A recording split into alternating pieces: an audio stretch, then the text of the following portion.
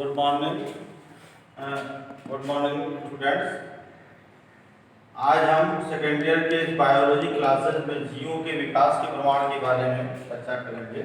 जैसा कि आप सबको अभी इसके लास्ट वीडियो में हमने बताया भी था विकास की उत्पत्ति के बारे में, उसी विकास के क्रम में ये उसका दूसरा वीडियो जारी किया जा रहा है जीवों के विकास। जीवों की जो बात हम करते हैं, अभी हमने बताया कि जीवों की उत्पत्ति जो है सूक्ष्म जीवों से हुई है, जली से हुई है। जल के बाद धीरे धीरे स्थलीय जीवों का विकास हुआ और स्थलीय से धीरे धीरे वायुवी जीवों का विकास हुआ। तीनों को लेकर के जीवमंडल। इसी क्रम में देखा जाए तो जीव, जैसा कि जानते हैं, जीव जो हमारे हैं विकास क्रम में, जैसे आपको देखा तो डायनासोर को ले लेते हैं या किसी अन्य जीवों को लेते हैं, तो पहले के जो जीव थे इतने बड़े तो होते नहीं थे, सूक्ष्म जीवों के रूप में इस पृथ्वी पर उभरे हुए थे। लेकिन बाद में यही सूक्ष्म जीव धीरे धीरे विकास के क्रम को पार करते हुए एक बड़े जीव के रूप में अवतरित हुए। जैसा कि आपके सामने बेस्ट उदाहरण है डायनासोर का। किसी जमाने में डायनासोर जो होते थे वो सबसे बड़े जीव माने जाते थे, लेकिन आज के युग में देखा जाए, आज वर्तमान में है नहीं, फिर आज के दौर में सबसे बड़ा जो जीव है वो ब्लू व्हेल मछली है ना, जो पूर्णतः स्तनधारी है। जब भी डायनासोर जो था पूर्णतः अंडर प्राणी था, वो भी पैरस था, लेकिन आज का जो जीव हमारा है वो टोटली स्तनधारी है, इसको ब्लू व्हेल मछली कहते हैं।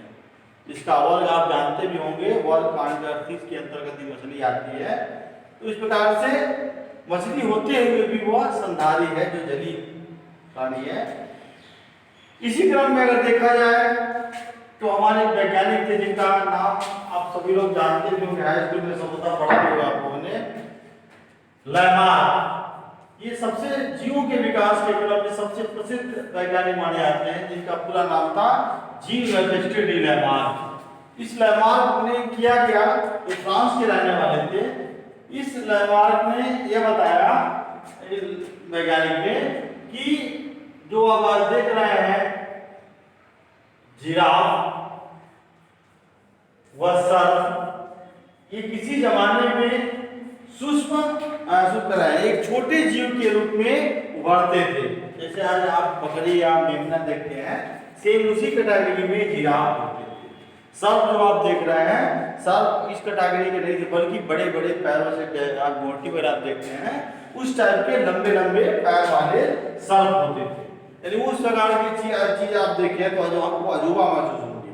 लेकिन इस वातावरणीय विकास के कारण इनमें कुछ साइने धीरे धीरे परिवर्तन हुआ, और जैसे खान पान की समस्या को लेकर के, कुछ और चीजों को लेकर के इनके शरीर में कुछ चेंजेस हुए, कुछ परिवर्तन हुए, और ये परिवर्तन धीरे धीरे इनके विकास की कड़ी को बढ़ाते गए।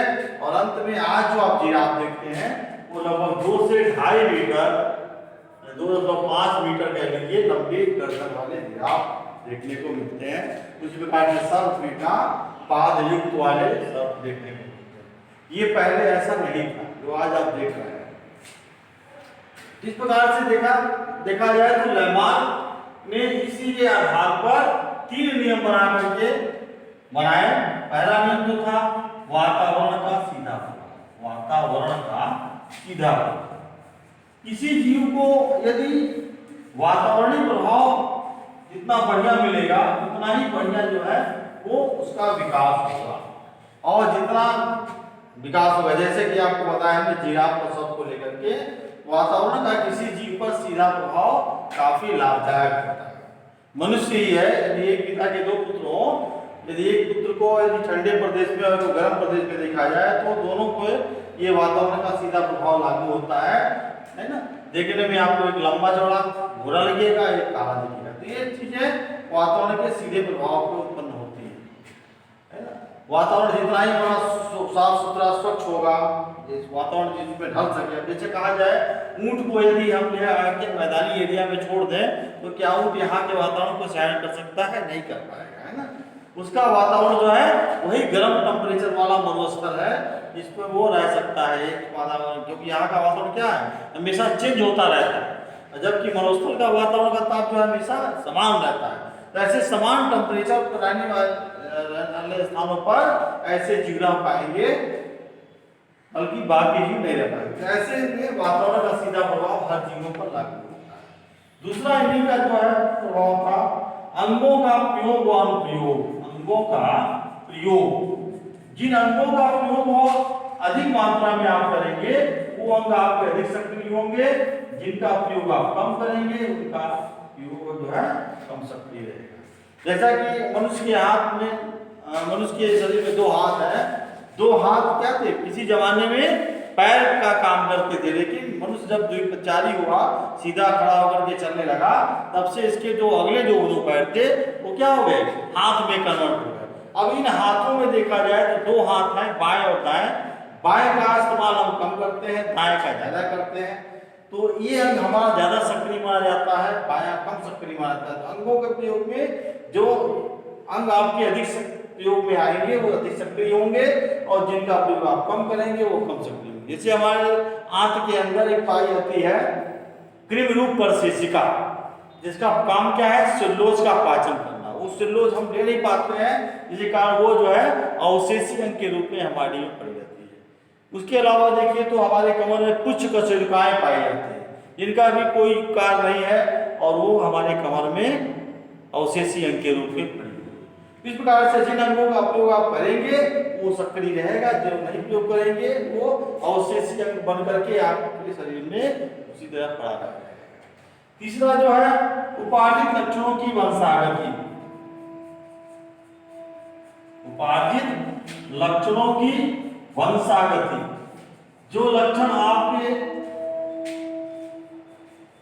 द्वारा एक पीढ़ी से दूसरी पीढ़ी में बढ़ते हैं, ऐसे लक्षणों को हम उपार्जित लक्षण की संज्ञा देते हैं।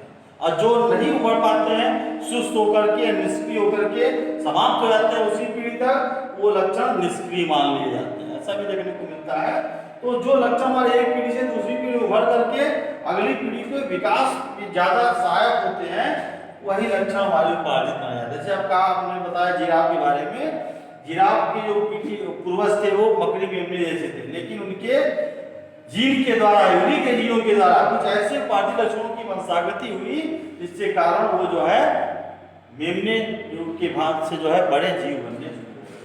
से इसी उपार्जित लक्षणों में से पहलवान का बच्चा पहलवान हो सकता है, हीरे का बच्चा, लेकिन आज के वैज्ञानिकों ने ये भी संभव कर दिखाया है कि जीनों के माध्यम से, है ना, जो हमारा आज का मॉडर्न जो टेक्नोलॉजी है, मॉडर्न टेक्नोलॉजी, जेनेटिक जैव प्रौद्योगिकी, बायोटेक्नोलॉजी के माध्यम से चीज को संभव भी कर लिया गया है। तो इस प्रकार से उपाधि लक्षणों की वंशागति इनका तीसरा नियम है। इस प्रकार से ये 3 नियम ऐसे हैं जो हर एक जीव पर लागू होते हैं, और इस लागू होने से जीवों के विकास का प्रमाण, पुख्ता प्रमाण हमें आप सबको मिलता है। इसके कुछ और भी प्रमाण देखने को मिलते हैं, जैसे जीवों के विकास के क्रम में कुछ संयोजी प्रमाण भी देखने को मिलते हैं। संयोजी का मतलब हुआ, जैसे आप यूग्लिना की बात करते हैं, यूग्लिना क्या है? एक प्रकार का जंतु है, लेकिन ये यूग्लिना 2 जीवों के बीच की कड़ी माना जाता है। जैसे इसके गणना का है तो पादप में भी आप कर सकते हैं और जंतु में भी कर सकते हैं। तो ऐसे प्रमाण जंतु में संयोजी प्रमाण कहते हैं। उसी प्रकार से एक जीव में हो जाता है नियोपाइलाइना, ये इनलिडा संघ से ही जुड़ा हुआ जीव है, नियोपाइलाइना, ये भी आपका संयोजी प्रमाण है। उसी प्रकार से देखा जाए तो तीसरा है पेरीपैटस, ये भी एक ऐसा जीव है जो है एनिलिडा संघ का है, लेकिन ये एनिलिडा और आर्थ्रोपोडा संघ की दोनों के बीच की कड़ी माना जाता है।